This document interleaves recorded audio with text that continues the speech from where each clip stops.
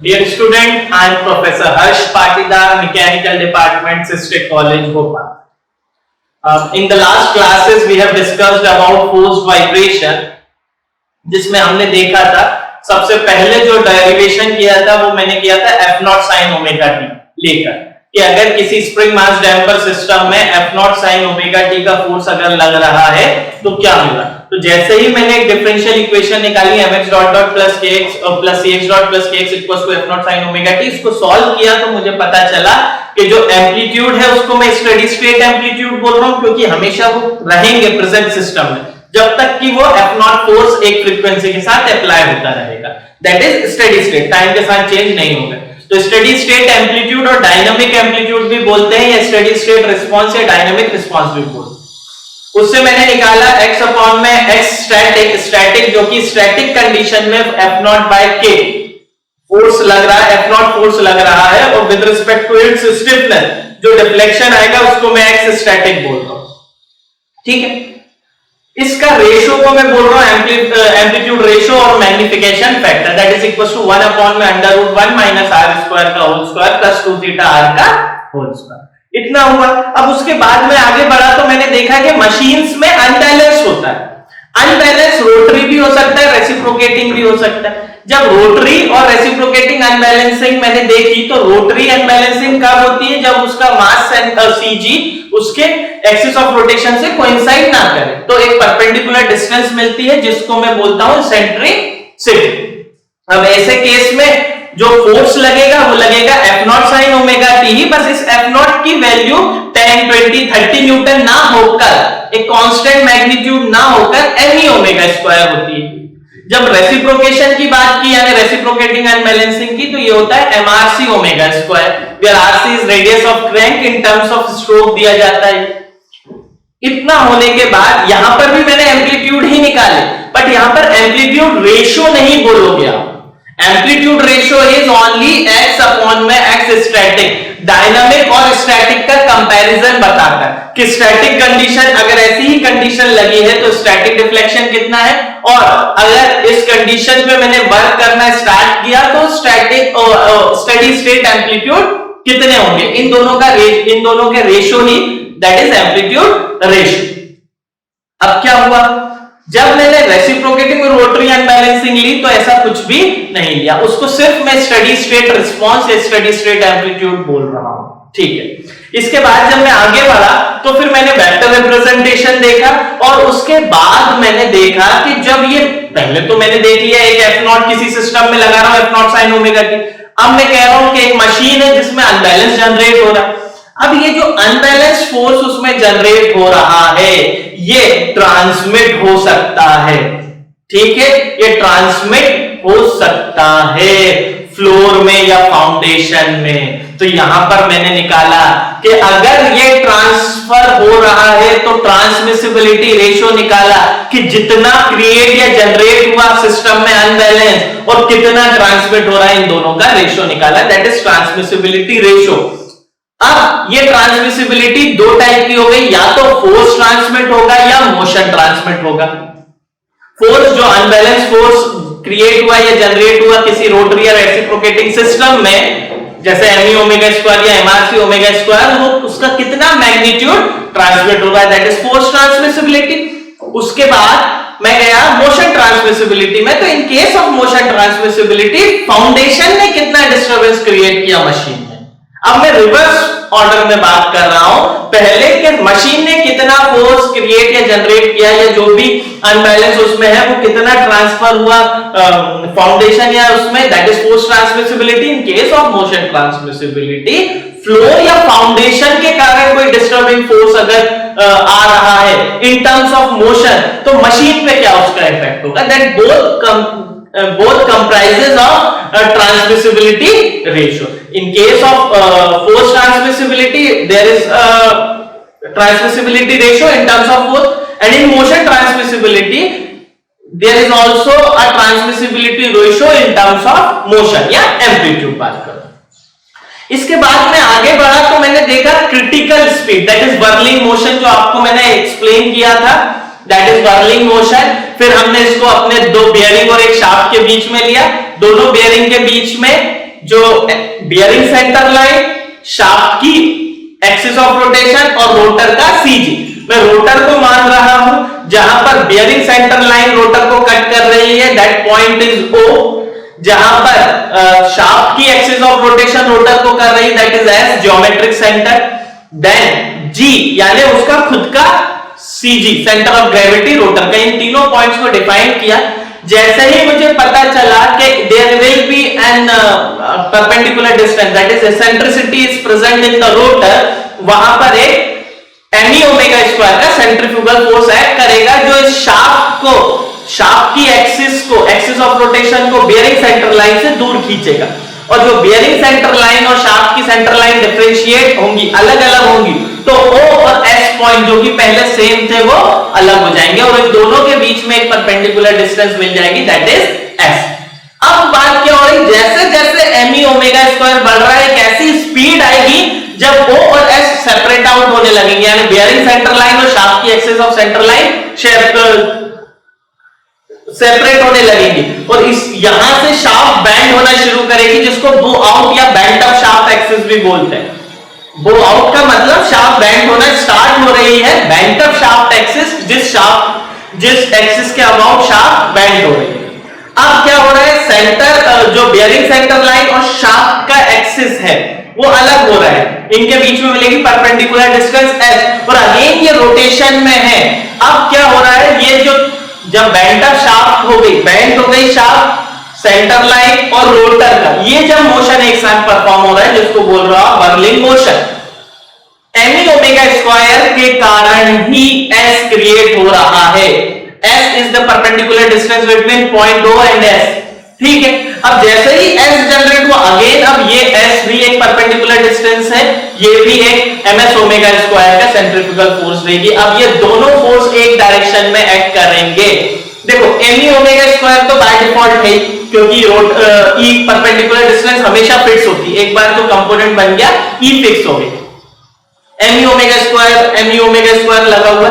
जैसे ही S start हुआ, अब क्या हो गया कि सिस्टम रेजिस्ट करेगा किसी भी डिफ्लेक्शन को, तो सिस्टम की स्टिफनेस पिक्चर में आएगी और वो स्टिफनेस जब पिक्चर में आएगी, जिसको मैं बेंडिंग स्ट्रेस बोल रहा हूं at the rotor, bending stiffness बोल रहा हूं एट द रोटर, ये पिक्चर में कब आएगी, जब O और S सेपरेट होंगे, ठीक है। जब O और S सेपरेट होंगे तब ही पिक्चर में आएगा बेंडिंग स्टिफनेस। तो ME omega square plus ms omega square को रिस्टोर करेगा Ks, जो कि आपने देखा था अभी लाइट वर्टिकल शाफ्ट में के डेरिवेशन में with single rotor without damping, यहां तक पहुंच गए। अब हम चाह रहे हैं critical speed of light vertical shaft with single disc with damping.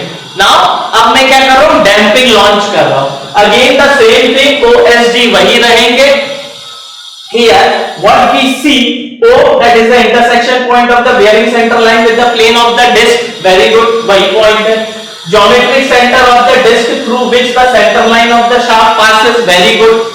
ये एक्चुअली में ज्योमेट्रिक सेंटर ही CG होना चाहिए, एक्चुअली में ज्योमेट्रिक सेंटर ही CG होना चाहिए, geometric centre of the disc through which the center line of the shaft passes, यही CG होना चाहिए, क्योंकि मैं चाहूंगा क्या कि जो शाफ्ट का एक्सिस ऑफ रोटेशन है और जो डिस्क का सेंटर ऑफ ग्रेविटी है एक ही लाइन में होने चाहिए। तो यही सेंटर ऑफ ग्रेविटी पॉइंट है, but due to manufacturing error 100% chance होता है कि ये S कभी भी CG नहीं बनता है, इसलिए उसका जो CG है that is centre of gravity of the disc of mass m displaced from geometric centre S by the distance E।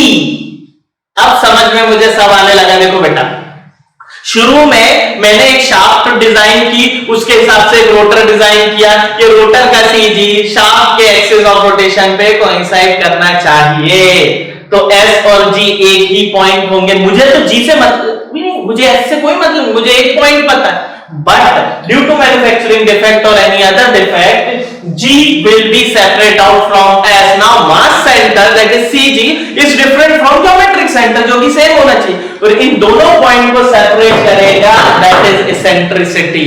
अब मुझे समझ में आया सर S से ले रहे हो क्योंकि S और G तो एक ही है, ये फिक्स हो गया S और G शुरू में एक ही थे। अब अगर मैन्युफैक्चरिंग डिफेक्ट के कारण CG डिस्प्लेस हो गया S से तो ये डिस्टेंस तो फिक्स है ना। अब ये सिस्टम में बियरिंग सेंटर लाइन से मिलाना चाह रहा हूं, SGO एक ही होने चाहिए। सबसे पहले S और G अलग हुए, कितनी डिस्टेंस है E से, जिसके कारण ME ओमेगा स्क्वायर का फोर्स लगेगा। नाउ ME ओमेगा स्क्वायर का फोर्स लगेगा, यही ME ओमेगा स्क्वायर का फोर्स O और S को आप सेपरेट करेंगे, जबकि बियरिंग सेंटर लाइन और शाफ्ट की एक्सिस जो है वो सेम पॉइंट सेम होनी चाहिए, बट जब ME ओमेगा स्क्वायर लग रहा है तो O और S को सेपरेट करेगा विद द डिस्टेंस S। ठीक है, वही मैंने यहां पर लिखा, omega is the angular speed, C is the bending stiffness of the shaft at the disc। Very good, ये कब पिक्चर में आएगा, जब O और S सेपरेट होंगे with the distance S। O और S सेपरेट होंगे विद द डिस्टेंस S। अभी तक लास्ट जो डेरिवेशन में मैंने क्या किया था, मैंने डैंपिंग फैक्टर नहीं लिया था, डैंपिंग कोएफिशिएंट नहीं लिया था, बट अब वो भी पिक्चर में आएगा क्योंकि ये मेथड डैंपिंग है। That is equivalent coefficient of viscous damping. अब उसके साथ मुझे एक और चीज निकालनी पड़ेगी, that is phase angle by which the displacement vector S lags behind the excitation force ME omega square. तो जब आपने ड्राइव किया था तो आपने देखा था फाइनल रिलेशन क्या आया था, x इक्वल्स टू F0, या आप ऐसा कर सकते हो इसको, small x equals to capital X sin omega t minus phi. That phi represents के जो भी ME ओमेगा स्क्वायर का फोर्स लगेगा उससे बाकी फोर्सेस लैग करेंगे या अहेड होगा। ठीक है, तो that phi represents your phase lag. ठीक है, और किससे है, तो the displacement vector S lags behind, displacement vector S ये वाला S lags behind the force ME omega square, ME omega square. अब आप कहोगे कि सब पुराने वाले में तो ऐसा कुछ था ही नहीं, 5 मस्ट भी दिया, तो वही देखेंगे जब हमने ड्राइव किया था डेरिवेशन तो मैंने tan phi निकाला था, that tan phi will be equals to 2 zeta r 1 minus r square। ठीक है, ये zeta phi की वैल्यू निकाली थी। आप यहां पर क्या कह रहे हो, विद डैंपिंग, पहला वाला केस क्या था, विदाउट डैंपिंग। विदाउट डैंपिंग का मतलब zeta is equals to 0, tan phi is equals to 0, यानी phi equals to 0। phi equals to 0 तो ये देखिए ये कहां पर आ जाएगा, ये इसी लाइन में आ जाएगा। इसीलिए पिछली वाली जब विदाउट डैंपिंग किया था तो ME ओमेगा स्क्वायर और MS ओमेगा स्क्वायर एक ही लाइन में थे और उसको रेजिस्ट क्या कर रहा था, KS कर रहा था। बात समझ में आई, बहुत अच्छी बात है। बट अब if there is damping then there is a phase lag by phi angle. ठीक है, बहुत अच्छी बात समझ में आ गई। तो ME omega square acting in that way. ठीक है, ME ओमेगा स्क्वायर, अब यही ME omega square is responsible for separation of O and S। जैसे ही O एंड S से सेपरेट किया MS ओमेगा स्क्वायर आ जाएगा, ये तो S की डायरेक्शन में लगेगा। So in that direction MS omega square, in that direction ME omega square. अब मुझे थोड़ा थोड़ा समझ में आ रहा है कि जब ME ओमेगा स्क्वायर पिक्चर में आया था तभी आपका उसके बाद ही क्या आ रहा है, MS ओमेगा स्क्वायर। बहुत अच्छे। नाउ इस ME ओमेगा स्क्वायर के दो कंपोनेंट, एक वर्टिकल कंपोनेंट एंड एक हॉरिजॉन्टल कंपोनेंट जो MS ओमेगा स्क्वायर। एंगल के साथ वाला ME omega square cos phi, angle के अपोजिट वाला ME omega square sin phi. So this is all about this. क्यों डैंपिंग आने से क्या क्या फर्क आ गया, वो ये फर्क आ गया। ठीक है, यहां पर लिखा है zeta does not equals to 0 hence phi does not equals to 0। if phi does not equals to 0 then this, क्योंकि शुरू में नहीं था ये OS, इसी के कारण लैग करा। और दूसरी चीज, जब आपका जो डिस्टर्बिंग फोर्स है उससे 90 डिग्री पर, जो मैंने वेक्टर रिप्रेजेंटेशन में बताया था आपको, that is case MS omega square के कारण ही तो केस जनरेट होगा, और केस से 90 degree at an angle 90 degree क्या होगा आपका, CS ओमेगा। बहुत अच्छी बात है, केस से 90 डिग्री CS ओमेगा, बहुत अच्छी बात है। ये हो गया। अब मैं क्या करूं इसके लिए, बस हो गया आपका काम, आपको समझ में आ ही गया। मैं इक्विलिब्रियम फोर्सेस लगा देता हूं, summation of all forces equals to 0, बट यहां पर दो कंडीशन आ रही, summation of all horizontal forces equals to 0, summation of all vertical forces equals to 0. So here what we have, there are four types of forces in that. First is me omega square, second is ms omega square, ks cs omega. चारों force समझ में आ गए. me omega square के कारण ही ms omega square आएगा, और इस me omega square के दो component me omega square cos phi, me omega square sin phi, इसी के कारण ms omega स्क्वायर आया. और जैसे ही ms omega स्क्वायर पिक्चर में आया, ks पिक्चर में आ जाएगा, और ks पिक्चर में आया तो उससे 90 डिग्री पर cs ओमेगा को आप कंफ्यूज मत होइए, क्योंकि जब अपन ने वेक्टर रिप्रेजेंटेशन देखा था तब ऐसे ही देखा था. ठीक है, जैसे कि मुझे पता है कि एंगुलर वेलोसिटी इक्वल्स टू क्या होता है, लीनियर वेलोसिटी इक्वल्स टू क्या होता है, perpendicular distance into angular velocity. ठीक है, ये क्या होता है, metre per second. This omega is radian per second, r is a metre. तो क्या हो गया, r omega v equals to r omega होता है ना. तो मेरा जो डैम्पिंग कोफिशिएंट c है, उसके कारण जो डैम्पिंग फोर्स क्या आएगा, that is ch dot, where x dot की जगह मैं क्या लिख रहा हूं, s omega, that is perpendicular distance into angular frequency. Angular frequency और एंगुलर वेलोसिटी कितनी है, ओमेगा. ठीक है, ओमेगा इनटू r की जगह क्या ले रहा हूं, s, क्योंकि इस ks में s ही तो है, s ही है, r नहीं है. ठीक है, तो ये वाला जो फोर्स है cs omega, it is damping force. बहुत अच्छी बात है, ये भी समझ में आ गया. बस कर दो. Applying equilibrium, summation of all vertical forces equals to 0, that is me omega square sin phi. Vertical forces देखो, me omega square sin phi equals to cs omega, the first equation. Horizontal forces equals to 0, me omega square cos phi plus ms omega square equals to ks. इसको थोड़ा सा अपन क्या करते हैं, s को इधर लिया, ये इस वाली टर्म को इधर ले जाते हैं, तो क्या हो जाएगा, me omega square equals to s common निकाला, k minus m omega square. This is equation number. तो अब मैं क्या करूं, सबसे पहले ms omega square cos phi है. ठीक है, सबसे पहले tan phi निकाल लेता हूं. इक्वेशन 1 डिवाइडेड बाय इक्वेशन, जब इक्वेशन 1 डिवाइडेड बाय इक्वेशन 2 किया तो इधर क्या आ गया, me omega square into sin phi upon में me omega square cos phi, that is equals to here that is equals to cs omega upon में s k minus m omega square. ठीक है, s और s cancel हो गए, this will be cancel, this will be tan phi equals to c omega upon में k minus m omega square.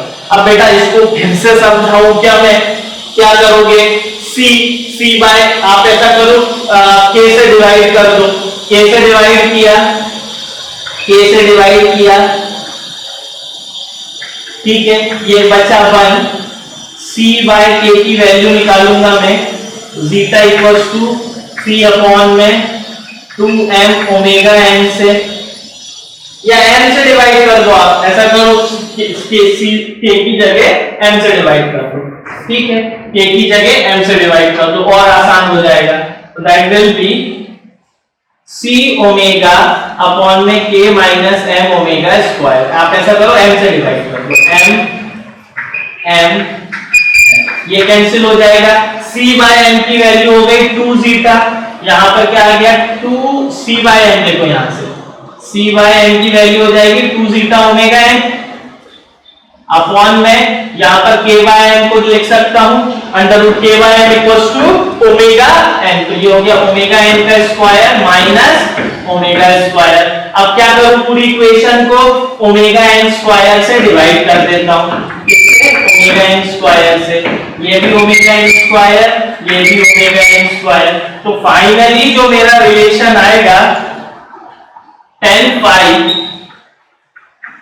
will be equals to 2 zeta, ये देखो एक omega N से एक ओमेगा एन और साथ में एक ओमेगा भी बचा ही हुआ था पहले का, तो ओमेगा अपॉन में omega N is R, 2 zeta R upon में 1 माइनस आर स्क्वायर, तो tan phi 2 zeta R upon में 1 माइनस आर स्क्वायर। अब क्या करूं, square and add equation number 1 and 2, क्या करूं, 1 का स्क्वायर प्लस 2 का स्क्वायर, 1 का स्क्वायर प्लस 2 का स्क्वायर क्या हो जाएगा, इधर देखो m e omega square sin phi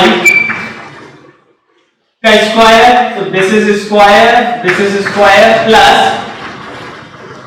this m e omega square का whole square cos square phi that is equals to cs omega का whole square plus s k minus m omega square का whole square. ठीक है, यहां से देखिए m e omega square का whole square, m e omega square का whole square common निकालूंगा, sin square phi plus cos square phi is 1, तो यहां क्या बचेगा, m e ओमेगा स्क्वायर का whole square that is equals to, यहां से s स्क्वायर और s स्क्वायर कॉमन निकाला तो क्या बचा, c ओमेगा का whole square plus k minus m omega square का होल स्क्वायर। ठीक है, अब क्या करूं, यहां से देखो s स्क्वायर अपॉन में स्क्वायर, पिछले वाले फार्मूले में भी हमने s बाय e का रेशियो निकाला था, तो s बाय e का ही निकालेंगे, s इधर रहेगा e नीचे जाएगा। ठीक है, तो क्या बचेगा, s स्क्वायर अपॉन में e square will be equals to, ऊपर क्या है m ओमेगा स्क्वायर का whole square, denominator will be your c omega का whole square plus k minus m omega square का होल स्क्वायर। वेरी गुड, अब क्या करूं मैं, यहां से इसको डिवाइडेड बाय k कर देते हैं या m ही कर दो, डिवाइडेड बाय m कर देते हैं, पूरी इक्वेशन को डिवाइडेड बाय m स्क्वायर कर देते हैं, इसको किया m स्क्वायर और यहां भी क्या हो गया m स्क्वायर, यहां भी क्या हो गया m स्क्वायर, तो ये क्या हो गया s स्क्वायर अपॉन में e square that will B m square cancel हो गया, क्या बचेगा ओमेगा की पावर 4, ओमेगा की पावर 4, नीचे क्या बचेगा, देखो c बाय m की जगह आपने रखा था 2 जीटा ओमेगा n, तो c बाय m की जगह रखा 2 zeta omega n into omega का whole square plus that square के अंदर गया तो k bye m is omega n square, तो here omega n square minus omega square का होल स्क्वायर। अब देखो बेटा डायरेक्ट कर लेते, कोई दिक्कत नहीं। ठीक, क्या करूं मैं, यहां से ओमेगा n 4 से डिवाइड कर देता हूं, पूरी इक्वेशन को ओमेगा n 4 से डिवाइड कर देता हूं। ठीक है, तो क्या बचेगा, देखो ओमेगा